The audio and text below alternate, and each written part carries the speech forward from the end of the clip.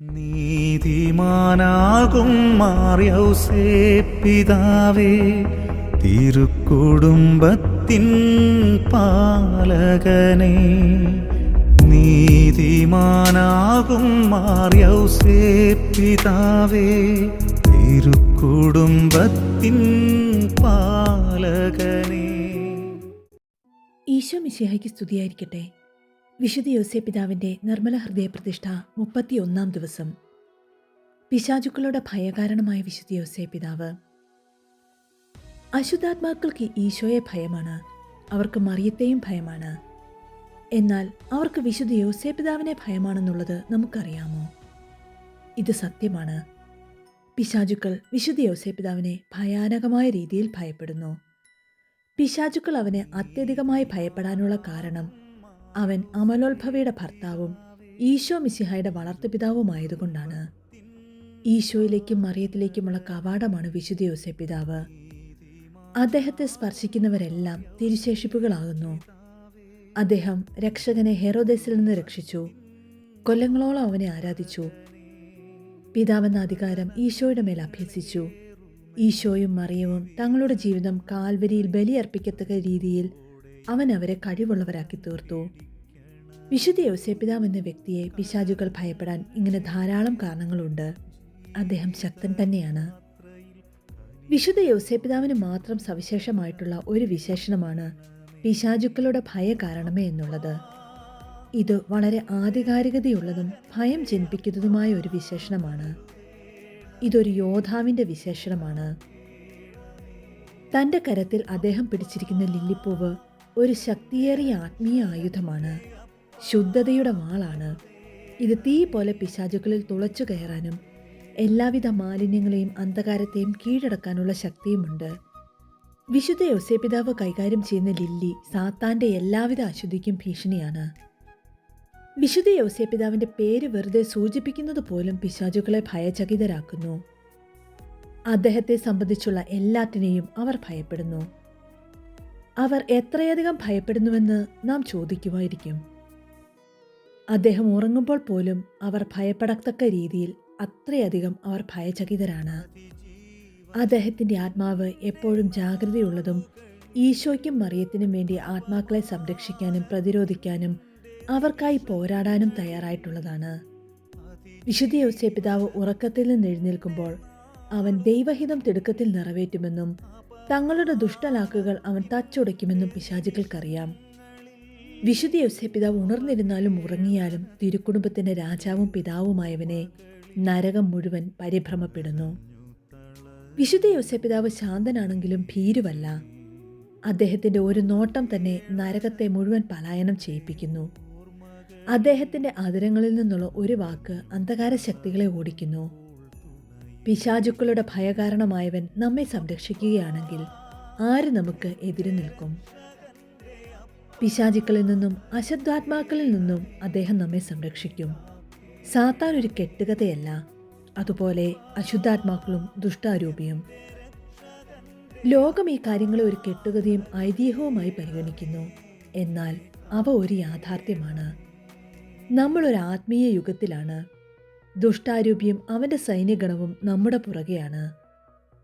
പിശാചിനെയും അവൻ ചെലുത്തുന്ന നാരകീയ ശക്തികളെക്കുറിച്ചും വിശുദ്ധ പത്രോസ്ലീഹ ഇങ്ങനെ എഴുതുന്നു: നിങ്ങളുടെ ശത്രുവായ പിശാച് അലറുന്ന സിംഹത്തെ പോലെ ആരെ വിഴുങ്ങണമെന്ന് അന്വേഷിച്ചുകൊണ്ട് ചുറ്റി നടക്കുന്നു. വിശ്വാസത്തിൽ ഉറച്ചു നിന്നുകൊണ്ട് അവനെ എതിർക്കുവിൻ. ലോകമെങ്ങുമുള്ള നിങ്ങളുടെ സഹോദരിൽ നിന്ന് ഇതേ സഹനം തന്നെ ആവശ്യപ്പെട്ടിരിക്കുന്നുവെന്ന് അറിയുകയും ചെയ്യുവിൻ. 1 പത്രോസ് 5 അധ്യായം 8-9 തിരുവചനങ്ങൾ. പിശാചിനെ പരാജയപ്പെടുത്താൻ നമുക്ക് ഈശോയും മറിയവും യോസേപ്പിതാവും സഭയുടെ കൂദാശകളും സഭയുടെ പ്രബോധനങ്ങളും ആവശ്യമാണ്. എല്ലാ ക്രിസ്ത്യാനികൾക്കും സത്യമായും വിശുദ്ധ യോസേപ്പിതാവിൻ്റെ ശക്തമായ ആത്മീയ പിതൃത്വം ആവശ്യമാണ്. നാം യോസേപ്പിതാവിൻ്റെ ശിശുവാണ്. നമുക്ക് എത്ര വയസ്സുണ്ട് എന്നത് പ്രാധാന്യമുള്ള കാര്യമല്ല. ഈശോ തന്നെ ഗലീലിയ കടൽ തീരത്ത് വളർന്ന മനുഷ്യരെ അഭിസംബോധന ചെയ്തത് കുഞ്ഞുങ്ങളെ എന്നാണ്. ഈശോ ദൈവമാണ്. അവിടുന്ന് നമ്മുടെ സ്നേഹനിധിയായ ആത്മീയ പിതാവായി വിശുദ്ധ യോസേപ്പിതാവിനെ നിശ്ചയിച്ചു. ഭയത്തിലും പീഡനത്തിലും മരണകരമായ അപകടത്തിലും അതികഠിനമായ പ്രലോഭനങ്ങളിലും നമ്മുടെ ആത്മീയ പിതാവിൻ്റെ പക്കലേക്ക് ഓടിയണയുക. അദ്ദേഹം നമുക്ക് വേണ്ടി യുദ്ധം ചെയ്യും. പിശാചുക്കളുടെ ഭയ കാരണമായവൻ നമുക്ക് വേണ്ടി ഭീകര സർപ്പത്തെ കൊല്ലാൻ തയ്യാറാണ്. വിശുദ്ധ ഹെൻറി ന്യൂമാൻ ഇപ്രകാരം പറയുന്നു: വിശുദ്ധ യൗസേ പിതാവേ, അങ്ങും അങ്ങയുടെ അമലോത്ഭവമായ മണവാട്ടിയും എൻ്റെ അവസാന പോരാട്ടത്തിൽ എന്നെ സഹായിക്കണമേ. വിശുദ്ധ യൗസേ പിതാവിന് സ്വർഗത്തിൽ പിതൃത്വപരമായ മാധ്യസ്ഥത്തിലൂടെ അസാധാരണമായ ദാനങ്ങളും അധികാരങ്ങളുമുണ്ട്. സത്യത്തിൽ വിശുദ്ധ യൗസേ പിതാവിൻ്റെ അധികാരം അസാധാരണമാണ്. വിശുദ്ധ യൗസേ പിതാവിൻ്റെ സവിശേഷമായ പിശാചുക്കളുടെ പരിഭ്രമം എന്ന വിശേഷണം അവനെ അസാധാരണമാക്കുന്നത് അദ്ദേഹം ഒരു പോപ്പോ, മെത്രാനോ, വൈദികനോ, സന്യാസിയോ, ഒരു രക്തസാക്ഷിയോ അല്ല, പകരം ഒരു അൽമായനാണ്. ഭൂരിഭാഗം അൽമായരെ പോലെ അദ്ദേഹം അപ്പനും ഭർത്താവുമാണ്. പ്രത്യേകമായി അദ്ദേഹത്തിൻ്റെ സ്നേഹനിർഭരമായ പിതൃത്വമാണ് അദ്ദേഹത്തിന് അസാധാരണമായ മധ്യസ്ഥ കൃപ കൊടുക്കുന്നത്. പിശാചുക്കളെ ഭയപ്പെടുത്തുകയും ഓടിച്ചു കളയുകയും ചെയ്യുന്ന വിശുദ്ധൻ്റെ നാമത്തിൻ്റെ സംരക്ഷണയിലായിരിക്കുന്നത് ആത്മാക്കൾക്ക് ഒരു വലിയ അനുഗ്രഹമാണ്. ഈശോ, മറിയം, യൗസേപ്പെ എന്ന പേരുകൾ മഹത്തായ ആത്മവിശ്വാസത്തോടെ എപ്പോഴും ഉച്ചരിക്കുക. അവരുടെ നാമങ്ങൾ സമാധാനം, സ്നേഹം, ആരോഗ്യം, അനുഗ്രഹം, പ്രതാപം, മഹത്വം, പുകഴ്ച, സന്തോഷം, സൗഭാഗ്യം, വണക്കം തുടങ്ങിയവ കൊണ്ടുവരുന്നു. അവരുടെ വിശുദ്ധമായ നാമങ്ങൾ മാലാഖമാർക്കും മനുഷ്യർക്കും അനുഗ്രഹവും പിശാചുക്കൾക്ക് പരിഭ്രമവുമാണ്.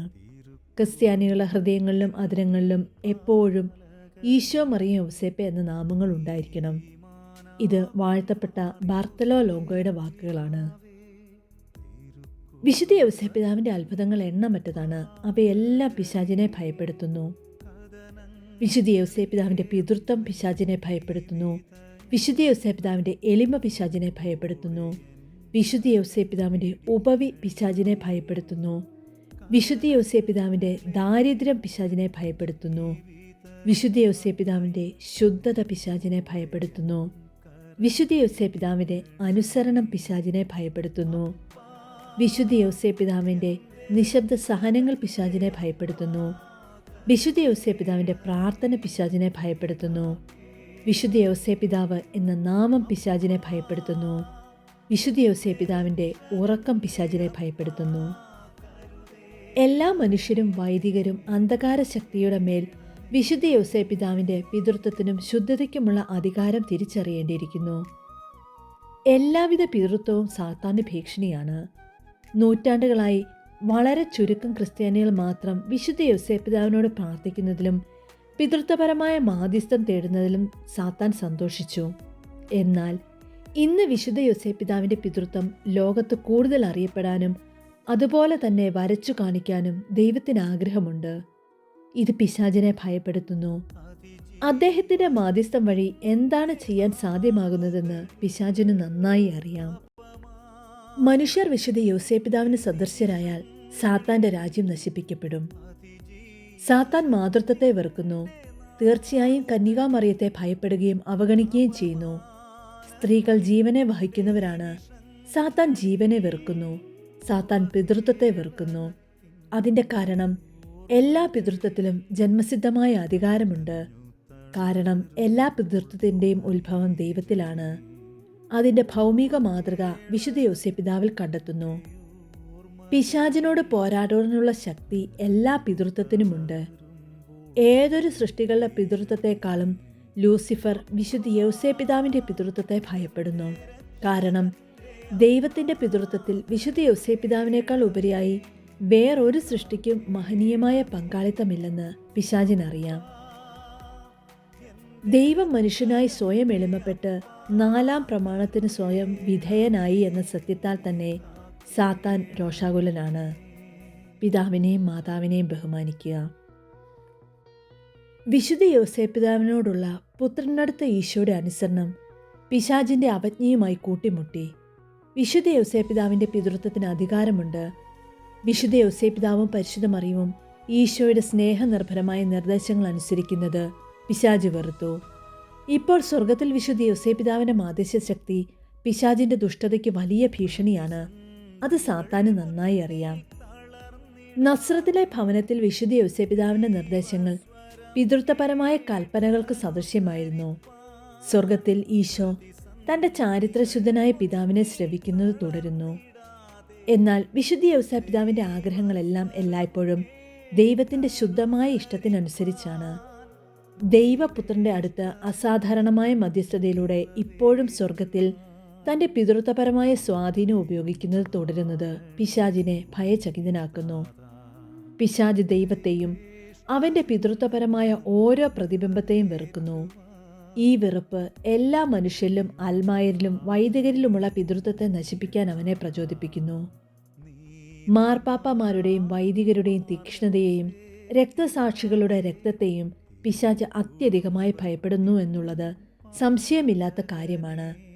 എന്നാൽ വിശുദ്ധ യൗസേപ്പിതാവിൻ്റെ പിതൃത്വത്തിനനുസരിച്ചുള്ള പിതൃത്വമുള്ള അൽമായരെയും മഹത്തായ രീതിയിൽ അവൻ ഭയപ്പെടുന്നു. വിശുദ്ധ യൗസേപ്പിതാവിൻ്റെ തുടർച്ചയായുള്ള പ്രത്യക്ഷപ്പെടലുകളും ഈ ലോകത്ത് വിശുദ്ധ യൗസേപ്പിതാവിൻ്റെ സാന്നിധ്യം വർദ്ധിക്കുന്നതും അവൻ ഭയപ്പെടുന്ന കാരണമാണ്.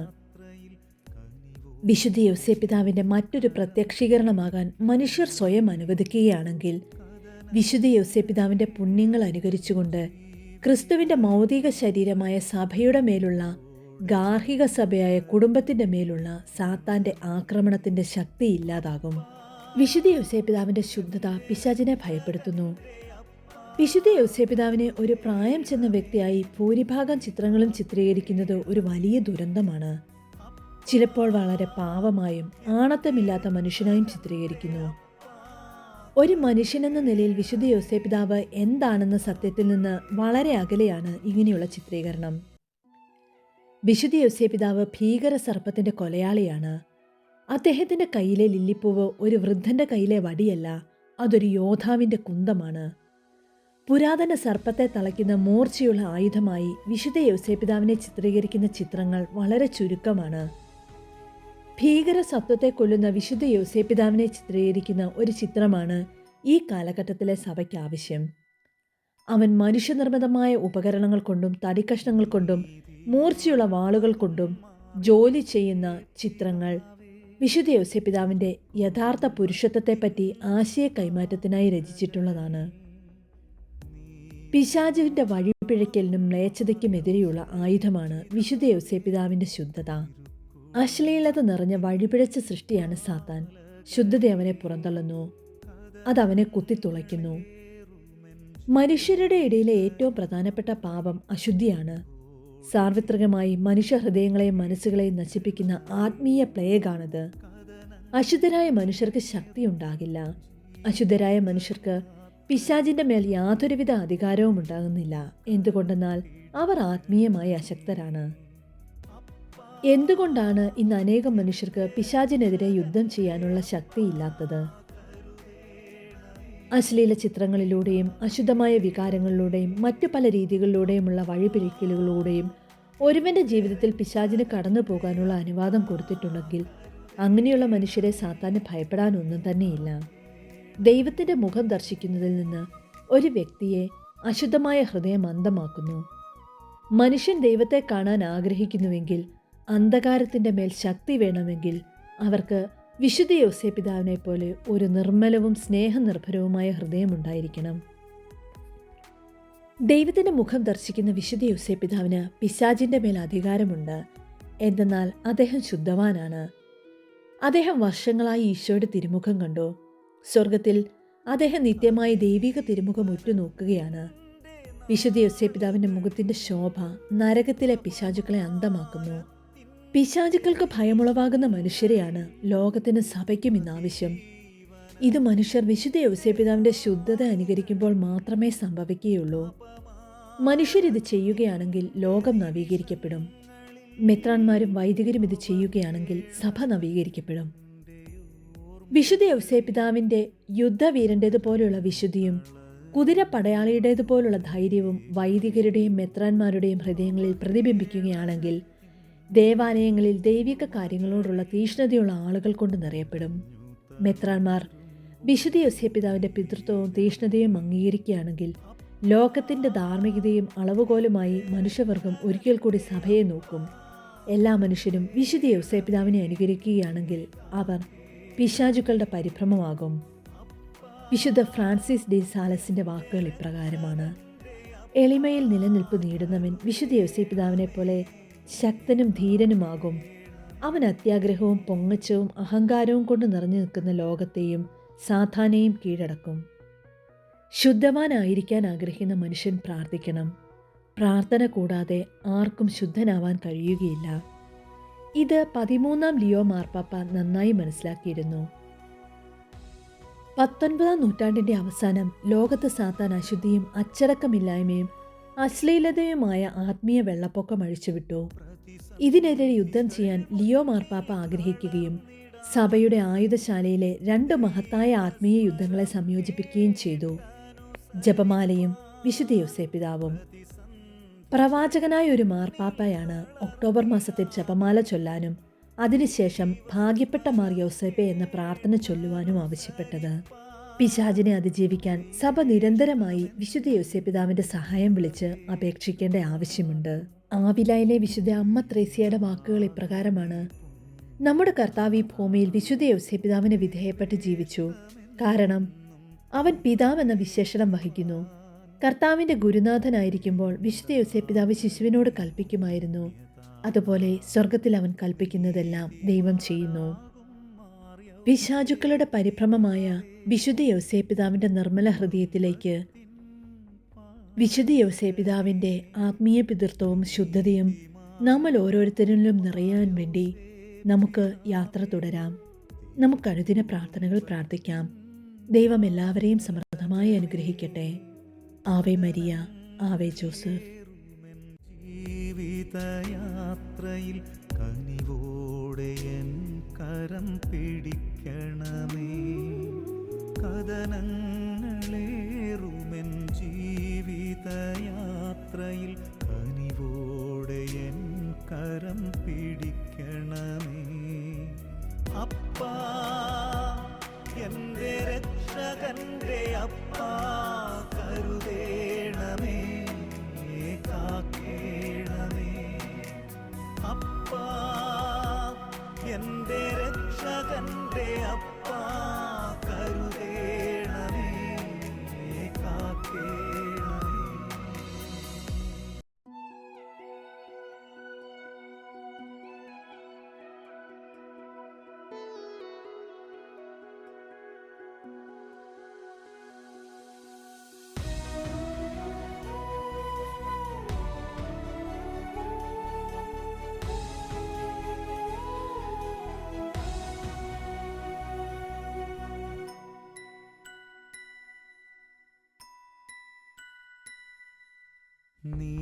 നീതിമാനാകും മാർ യോസേപ്പിതാവേ, തിരുക്കുടുംബത്തിൻ പാലകനേ.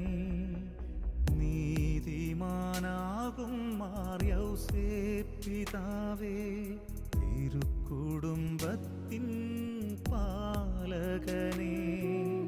കഥനങ്ങളെ